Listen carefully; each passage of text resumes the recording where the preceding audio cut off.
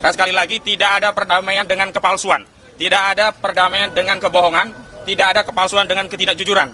Sekali lagi, tidak ada kompromi antara al-haq dan al-batil. Sehingga kami tegaskan kepada seluruh rakyat Indonesia, Pak Rismon, Pak Roy, dan yang lainnya, tetap membersamai aspirasi seluruh rakyat Indonesia yang ingin membuka kasus ini sampai tuntas ke akar-akarnya. Hari ini kasus pidana yang Saudara Joko Widodo sendiri melaporkan, maka Saudara Joko Widodo harus masuk ke pengadilan. Jadi, tidak ada niatan dia, karena dia sebagai mantan presiden ke-7 untuk memenjarakan rakyatnya. Tidak ada untuk itu. Walaupun nanti kalau divonis, ya, kalau divonis, dia akan katakan, Pak Jokowi mengatakan pada saya akan meminta kepada hakim untuk diringankan vonis itu. Gitu loh. Kalau menurut KUHP baru ya terhadap Roy Suryo dan kawan-kawan itu sangat sulit untuk dikenakan penahanan karena syaratnya sangat objektif. Sekarang ini banyak sekali orang menjadi korban KUHP Orde Baru. Lihat misalnya rombongannya kelompoknya Roy Suryo dan segala macam, itu kan korban KUHP Orde Baru. Kenapa? Ya. Kalau menurut standar KUHP baru, Roy Suryo CS penanganan kasusnya bisa dengan restoratif justice, tapi di KUHP Orde Baru itu nggak diatur, gitu loh. Kalau menurut KUHP baru ya terhadap Roy Suryo dan kawan-kawan itu sangat sulit untuk dikenakan penahanan karena syaratnya sangat objektif. Hampir nggak mungkin ditahan, orang-orangnya jelas semua, nggak lari dan lain sebagainya. Tapi kalau menurut KUHP Orde Baru ada peluang dia ditahan sewenang-wenang Pak Roy Suryo dan kawan-kawan ini. Jadi yang darurat itu adalah bagaimana kita mencabut KUHP Orde Baru.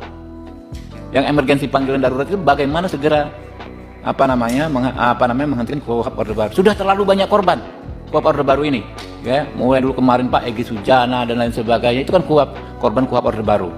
Malah kami sarankan ke Mas Roy, cepatlah meminta ampun, ya, mengakui kesalahan supaya ada restoratif justice itu. Karena restoratif justice adalah ada perdamaian, pada satu sisi ada pengakuan terhadap kesalahan, lalu sang pelapor dalam hal ini Pak Jokowi akan memberi maaf. Itu namanya restoratif justice. Ada rekonsiliasi antara pelaku dan yang dikorbankan, dalam hal ini Pak Jokowi. Kami sarankan itu karena hanya satu celah untuk Mas Roy dan kawan-kawan gak masuk bui. Hanya satu celah hari ini. Lalu ini. Artinya harus ada permintaan maaf. Harus, restoratif justice itu nggak bisa kalau nggak minta maaf. Oke. Jadi kalau ada misalnya tawaran untuk restoratif justice atau ada pihak yang mau memediasi, saya kira ini sudah lambat.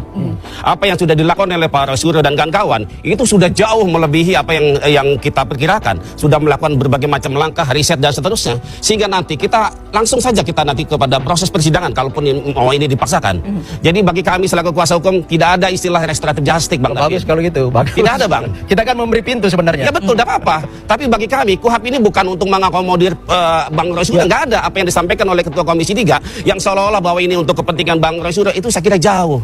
Jadi ini yang harus dipahami oleh publik. Jangan sampai seolah-olah karena ada kasus ini, kemudian KUHP ini dipaksakan untuk disahkan. KUHP ini juga bermasalah, Bang. Kira-kira begitu. Makasih. Ini hanya saran aja, Mas Gufron ya, dan Mas Roy. Saran tadi bahwa satu-satunya jalan yang bisa membuka untuk Mas Roy nggak masuk bui itu adalah restoratif justice. Terlalu picik. Karena apa? Pak Jokowi dalam hal yang jelas yang pertama kami ucapkan terima kasih kepada seluruh rakyat Indonesia yang mendukung klien kami, Pak Rismon, Pak Roy, dan yang lainnya. Juga kawan-kawan media karena telah mendukung amplifikasi perjuangan pendampingan Pak Roy untuk membongkar ijazah palsu Saudara Joko Widodo dan Pak Rismon juga yang lainnya. Karena itu kami menghimbau untuk tidak mempercayai siapapun yang mengaku-ngaku bertindak untuk dan atas nama tim juga kasus ini yang berusaha membangun narasi perdamaian dengan siapapun, termasuk ke lembaga manapun. Dan sekali lagi, tidak ada perdamaian dengan kepalsuan, tidak ada perdamaian dengan kebohongan, tidak ada kepalsuan dengan ketidakjujuran. Sekali lagi, tidak ada kompromi antara al-haq dan al-batil. Sehingga kami tegaskan kepada seluruh rakyat Indonesia, Pak Rismon, Pak Roy, dan yang lainnya, tetap membersamai aspirasi seluruh rakyat Indonesia yang ingin membuka kasus ini sampai tuntas ke akar-akarnya. Jadi kalau ada pihak-pihak yang mengaku punya kepentingan, punya kapasitas, atau mengaku juru bicara atau apapun, termasuk kemarin kami komplain Saudara Faisal Assegaf yang tiba-tiba bicara tentang perdamaian, juga Prof. Jimli Asidiki yang bicara tentang mediasi, karena ini kasus pidana, bukan kasus perdata. Kemarin waktu saat kasus perdata, Saudara Joko Widodo berulang kali di mediasi justru tidak pernah hadir. Hari ini di kasus pidana yang Saudara Joko Widodo sendiri melaporkan, maka Saudara Joko Widodo harus masuk ke pengadilan. Jadi jangan kemudian membangun narasi untuk mediasi di kasus pidana. Dan kepada tim reformasi Polri, khususnya Komisi Reformasi Polri, semestinya fokus ngurusi institusi Polri, baik mengawasi tentang kinerja, kebijakan, anggaran, SDM, institusional, bukan sibuk ngurusi ijazah Jokowi. Dan salah satu legasi institusi Polri yang perlu dikoreksi adalah gemar melakukan kriminalisasi. Dan karena kriminalisasi itulah hari ini klien kami Pak Roy Suryo dan kawan-kawan statusnya menjadi tersangka begitu. Jadi sekali lagi jangan lencengkan atau jatuhkan marwah institusi yang baru dibentuk oleh Pak Prabowo untuk mendamaikan ijazah palsu.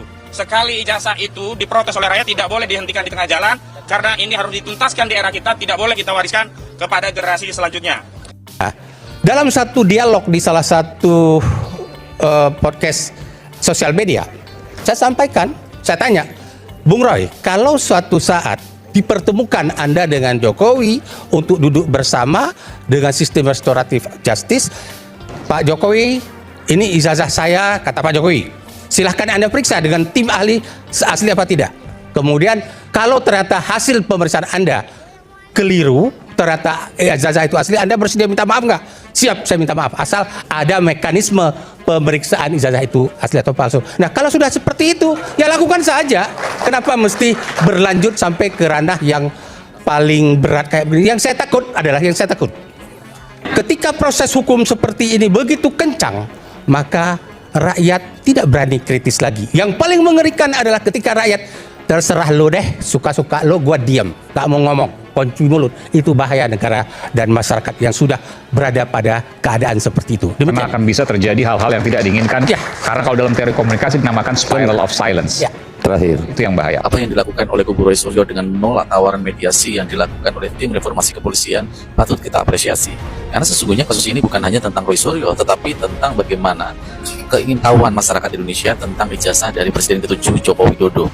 Apalagi kalau kasus ini dilakukan proses win-win solution dengan restoratif justice, misalnya seperti yang dikatakan oleh Cibli. Tentu yang dirugikan ini bukan hanya Roy Suryo, tetapi yang dirugikan adalah seluruh masyarakat Indonesia, dan nanti akan menjadi presiden buruk ke depan ketika ada indikasi pidana yang dilakukan oleh mantan presiden dan kita melakukan pembiaran dan seolah-olah mendapatkan pengecualian dari penegakan hukum itu sendiri.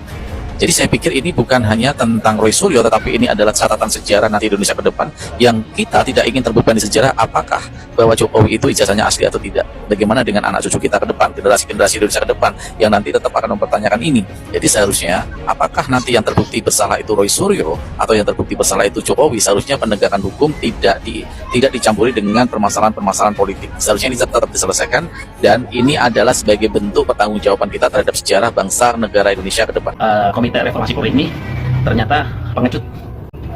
Nah, muncul ide-ide antara lain, misalnya Pak Asgaf tadi mengusulkan bagaimana bisa nggak mediasi. Oh, pas itu coba tanya dulu, mau nggak mereka dimediasi, ya kan? Baik pihak Jokowi dan keluarga maupun pihak Roy Suryo dan kawan-kawan, mau nggak dimediasi. Nah, jadi status tersangkanya tetap, ya kan? Tapi dimediasi dulu. Kalau misalnya ditemukan titik temu, ya kan, ya bisa tidak dilanjutkan pidananya. Tapi kalau seandainya tidak berhasil, ya lanjutkan nggak apa-apa. Tapi syaratnya Rismon dan kawan-kawan harus bersedia dengan segala konsekuensinya. Kalau terbukti sah atau terbukti tidak sah, itu masing-masing harus ada risiko.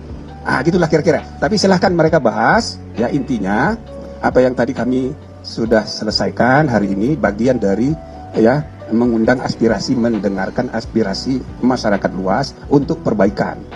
Menarik sekali, kita sudah melihat dan kita sudah menonton beberapa cuplikan tayangan video yang kabar saat ini sedang gempar, yaitu Roy Suryo CS, tim Roy Suryo CS menolak perdamaian dengan Jokowi ya. Jadi kemarin ada kabar yang berembus di Komite Reformasi Polri bahwa Roy Suryo minta mediasi. Roy Suryo CS itu Bang Faisal Asgaf yang menyampaikan ke tim reformasi Polri. Akan tetapi sebenarnya Faisal Asgaf itu mungkin itu bukan minta perdamaian atau minta mediasi agar perdamaian dengan Pak Jokowi masalah selesai, itu bukan. Akan tetapi perdamaian atau mediasi agar Pak Jokowi ini bisa menunjukkan ijazah dan bisa diteliti gitu. Maksudnya seperti itu, bukan perdamaian. Terus masalah ini selesai dan Pak Jokowi biar mencabut dan memaafkan, itu bukan ya. Mungkin seperti itu kan. Tapi tadi tim Roy Suryo CS melalui kuasa hukumnya itu mengatakan bahwa menolak perdamaian dengan Jokowi, bahkan jika mungkin ada mediasi, itu mediasi bagaimana agar Jokowi itu secara legowo untuk menunjukkan ijazah agar bisa diteliti. Karena ini menyangkut wibawa atau nama Roy Suryo CS, tentunya seperti itu ya.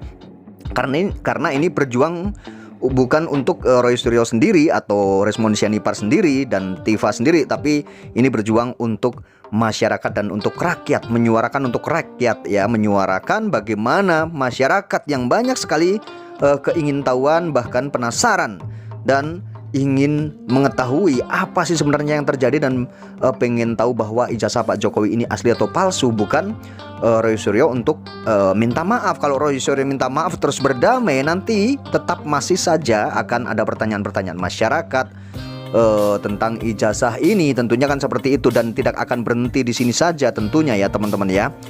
Dan jika ada suatu perdamaian sama Pak Jokowi dan kasus ini tidak berlanjut dan ternyata Roy Suryo dimaafkan, tersangka ini tidak jadi tersangka misalnya, terus selesai dan kasus ini berhenti misalnya, ya nanti ijazah ini sampai kapanpun juga tidak akan ditunjukkan dan kita semua pasti akan penasaran yang mungkin beberapa bulan ini kita semua menunggu-nunggu apa sih sebenarnya yang terjadi dan bagaimana sebenarnya keaslian ijazah Pak Jokowi dan bagaimana sebenarnya kepalsuan di antara kepalsuan dan keaslian itu ya. Kita yang penasaran asli atau palsunya itu. Rasa penasaran itu tidak akan pernah terobati atau tidak akan pernah terwujud ya. Kita melihat atau mengetahui sebenarnya ijazah Pak Jokowi ini asli atau palsu. Nah ini yang jadi polemik. Bahkan kuasa dari relawan Jokowi atau pendukung Pak Jokowi, kita sudah lihat tadi videonya ya, ada tawaran buat Roy Suryo ya, mengatakan mediasi dan akan didampingi katanya gitu ya, akan mendampingi Roy Suryo jika Roy Suryo minta maaf dan yakin bahwa Pak Jokowi ini akan memaafkan Roy Suryo jika Roy Suryo ini minta maaf kepada Pak Jokowi dan mengaku salah, katanya seperti itu. Tapi Roy Suryo tidak mau melalui kuasa hukumnya, juga mengatakan tidak mungkin hal itu terjadi karena ini sudah masuk ke ranah penyidikan atau sudah menjadi tersangka dan harus dilanjutkan. Tapi kita benar-benar sangat mengapresiasi perjuangan Roy Suryo ini. Bahkan mereka itu berani menanggung akibat dan resikonya untuk masuk ke penjara misalnya ini terbukti asli misalnya ya, ini pasti masuk penjara, tapi mereka tidak takut, bahkan tidak akan berhenti ya. Jadi kasus ini tetap akan dilanjutkan agar masyarakat ini tahu ya ijazah Pak Jokowi ini asli atau palsu, dan mereka tidak akan berhenti untuk memperjuangkan hak-hak publik ya, untuk mengetahui pejabat publik ini menggunakan dokumen seperti apa sebenarnya. Mereka tetap memperjuangkan sampai rela dan berani untuk dipenjara nih misalnya ya. Itu mereka tetap akan meneruskan dan tidak akan berhenti dengan beberapa intimidasi dan kriminalisasi itu tetap akan berlanjut dan tidak akan ada berhenti-berhentinya. Mereka menyuarakan, menyerukan kebenaran atau keadilan ya, karena memang publik berhak tahu dan berhak mengetahui sebenarnya bagaimana keaslian ijazah Pak Jokowi.